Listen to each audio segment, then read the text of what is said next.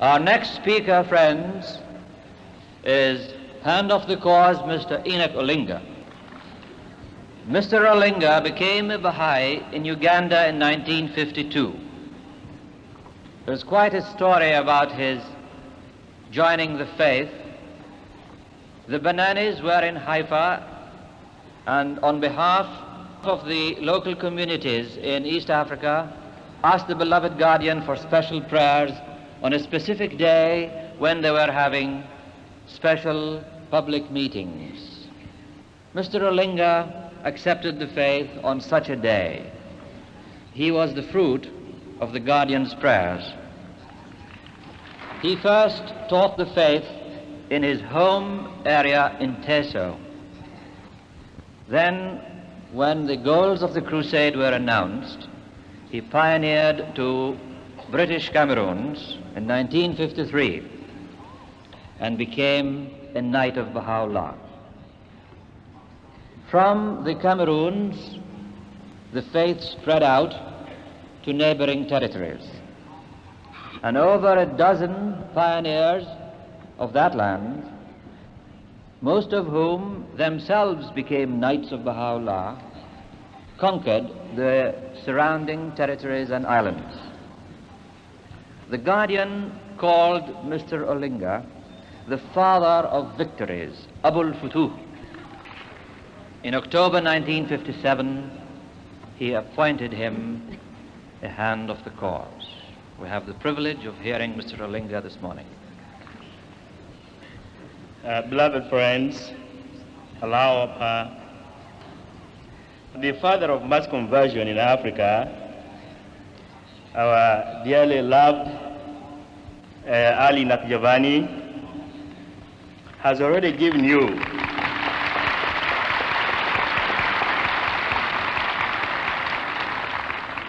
a rough picture of what actually is meant by this process of mass conversion, and has told you what was going on, is still going on in Africa. Therefore, I shall not dwell much on this subject this morning. Also, I understand that this morning, before we close the session, we shall have the rare opportunity of seeing and hearing the people who live in those areas where this wonderful phenomenon, this mass conversion and mass teaching and mass consolidation is going on today, thanks to the assistance which the Blessed Beauty has guaranteed or vouchsafed upon all those who arise to teach his faith. And I think it is really getting too late, and I don't want to keep you in suspense. It is 1:45 now, and my remarks will be very, very brief indeed. First of all, dear friends, I would like you again, it has been repeated time and again during the course of deliberations here, not to overlook the fact that when he inaugurated the 10-year crusade, our beloved guardian did call on the believers of Baha'u'llah throughout the entire world to achieve, as he said, in a single decade, feats eclipsing in totality the achievements which in the 11 preceding decades had illuminated the annals of Baha'i pioneering. And that's very important because he, living in the world of reality, was able to see what the people of God, the followers of Baha'u'llah, were destined to see or to achieve in a single decade. And when we see today the fruits of the 10-year crusade, we should not be surprised. Now, in his message, which I will not read now because time is short, he did say several times, and also when he inaugurated or when he launched the teaching conferences which opened the 10-year crusade, he spoke at length about what was to happen in the whole world. And he said that the crusade was aimed at the immediate extension of Baha'u'llah's spiritual dominion, as well as the eventual establishment of the structure of his administrative order in all the remaining sovereign states, principal dependencies, comprising, as he said, principalities, sultanates, emirates, protectorates, trust territories, and crown colonies. And all these, as you know, were in Africa. And as the chairman told you, he also said that we were going to witness in the long run, at the completion of the 10-year plan, those victories which were to crown the labors of all the warriors of Baha'u'llah. And at that time, when those messages were revealed, were written by the beloved guardian, and when the crusade was inaugurated by him, Africa was still slumbering, was really sleeping. As they say, Africa was a sleeping giant, was unaware or he was heedless of what was going on in other parts of the world. Of course, there were Baha'is in North Africa, there were Baha'is in Egypt, there were Baha'is in Tunis and in the Sudan. But south of the Sahara, which is the real Africa, which we call the Black Africa, there were very, very few believers at the time. And our dear chairman, Ali Nakdevani, did mention, I think, the fact that there were only about 200 at the time, and almost 9 local spiritual assemblies in Africa, south of the Sahara. Now, following the conferences which were convened on the eve of the crusade, we all felt a great spiritual wave sweeping through the entire world, moving the hearts of the followers of Baha'u'llah, and a strong and strange force it was. We cannot actually find the words with which to describe or to portray to the friends the power of that force which swept through the entire world and through Africa at the time. Now, the beloved friends, the pioneers, well, they were like soldiers in the battlefield, obeying the commands of their general. They rushed to their posts, most of which were virgin at the time, and in a twinkle of an eye, the whole of Africa was reverberating with a new spirit, the spirit which the Lord of hosts had released for the world. Now, no one again can portray or describe the emotions and the conditions which attended that historic and spiritual movement of pioneers from Europe, from America, from Asia to Africa. And preaching began. Rational, logical, and traditional proofs were given by the pioneers to prove the validity of the claim of Baha'u'llah as being the awaited one, the promise of all ages, the one who had come to establish God's kingdom on earth, the return of Christ himself. There were many difficulties, language difficulties, transportation, but the friends did rely on the power of God and on the promise of Baha'u'llah that should anyone arise for the triumph of our cause, as he said, him will God render victorious, though tens of thousands of enemies beleaguered against him. They who have forsaken their country, Baha'u'llah said, for the purpose of teaching our cause, these shall the faithful spirit strengthen through its power. Such a service is indeed the prince of all goodly deeds and the ornament of every goodly act. Now, friends, time is short, but looking back on those days, those most historic, those wonderful days, I can see at this particular moment the people of Africa seated on the floor in the tiny mud huts or under very big trees or sometimes in modern homes, listening to the teachings of God and raising arguments, expressing doubts, and eventually asking the question, how can one become a follower of Baha'u'llah? And this, friends, goes on and on till hundreds of thousands are enlisted under these banners of the faith of Baha'u'llah.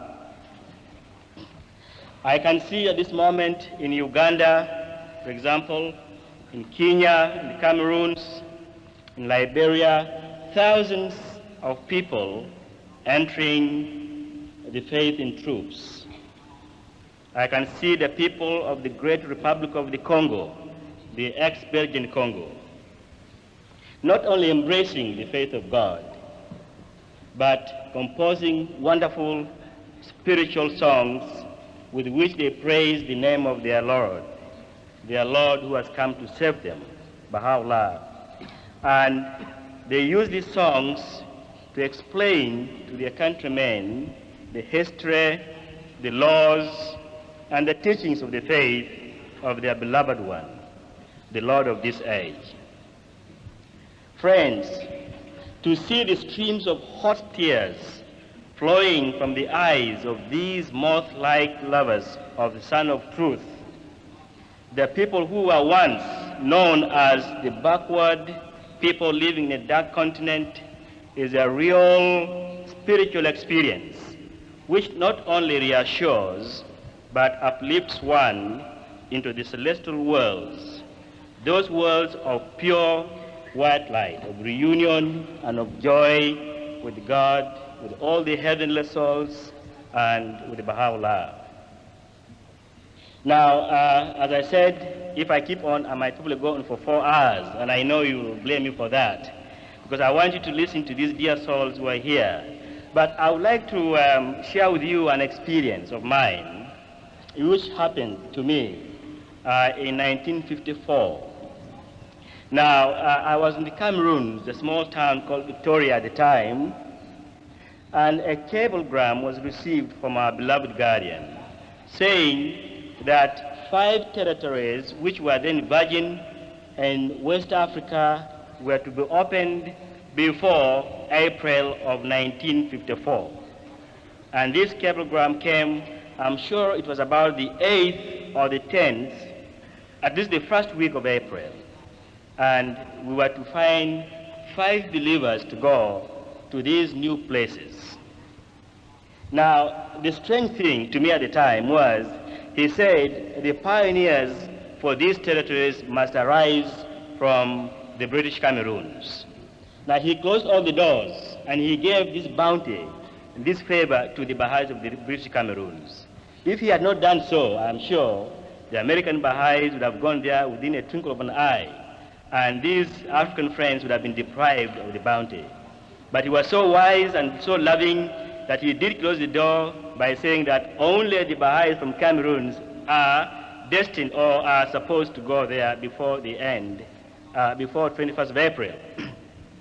Well, when I received the cablegram, I was stunned, really, because the Baha'i faith had been in the Cameroons for only, well, to say, factually, about 5 months. It had been carried there in October or November of 1953. And there were very few Baha'is. I think I remember there were about 13 Baha'is and they had not yet formed a local spiritual assembly. And these Baha'is were, according to our estimation, usually as human beings, they were immature and not acquainted with the divine teachings of God. So when I heard that they were going to pioneer, I was a little bit doubtful. In the first place, if they could really arise to leave their homes, their families, and their jobs to go on such a spiritual adventure. Anyway, I had several doubts in my mind. I did not question, of course, the knowledge and the wisdom of the beloved guardian, but as a human being, I doubted it very much. Well, then this doubt, I think, made us send a cable to say, supposing they don't go, beloved guardian, what should we do? Then I think the reply came that if they do not go, and of course he did smile when he said that, then Enoch Olinga should go.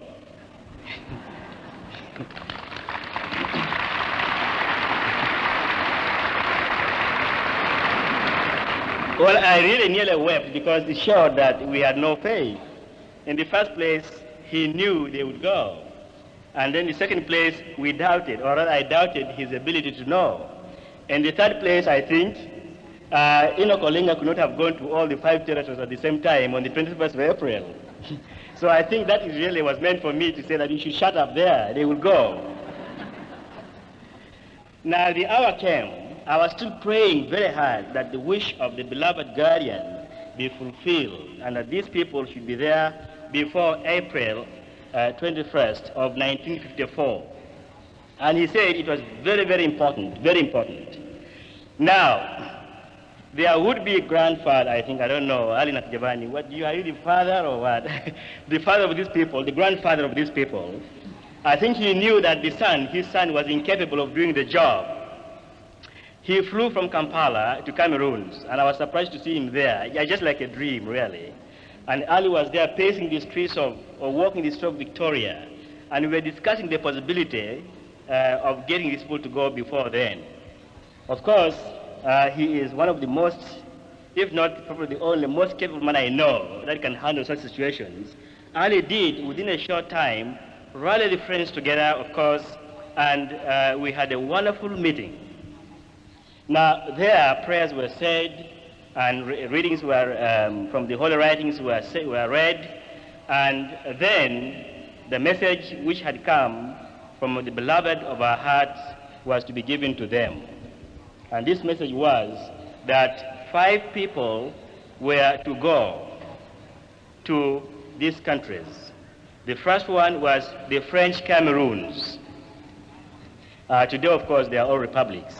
French Cameroons, then we have the Ashanti Protectorate of the Gold Coast and the Northern Territories of Gold Coast, French Togoland, and British Togoland. Those were the 5. Did I say 5 or 4?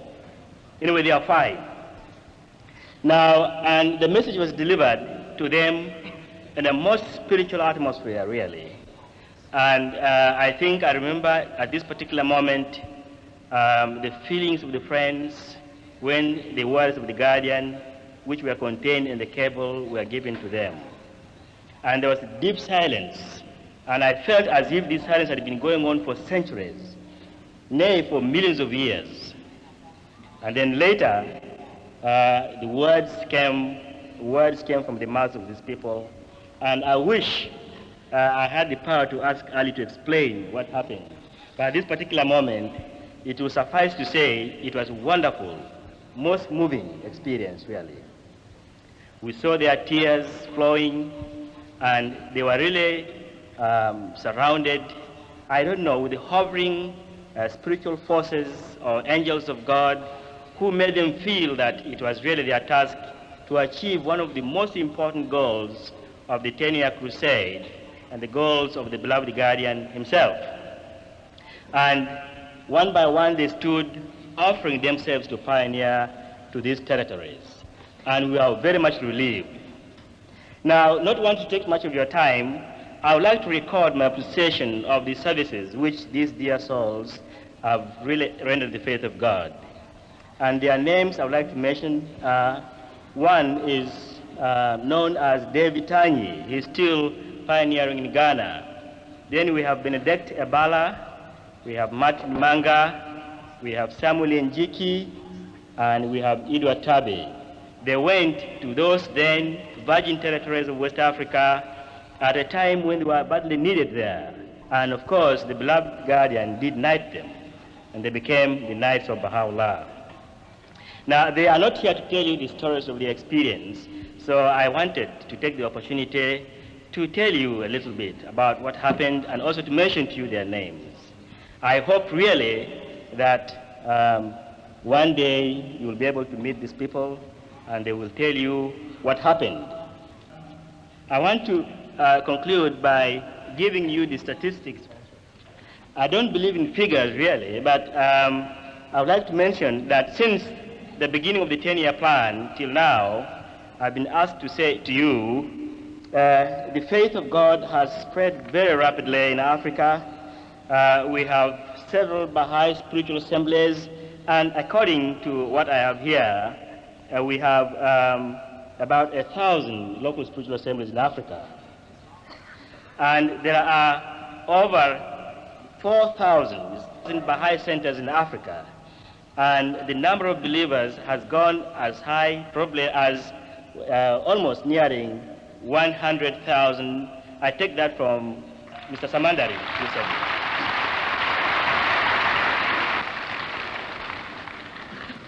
Africa has 4 regional national spiritual assemblies.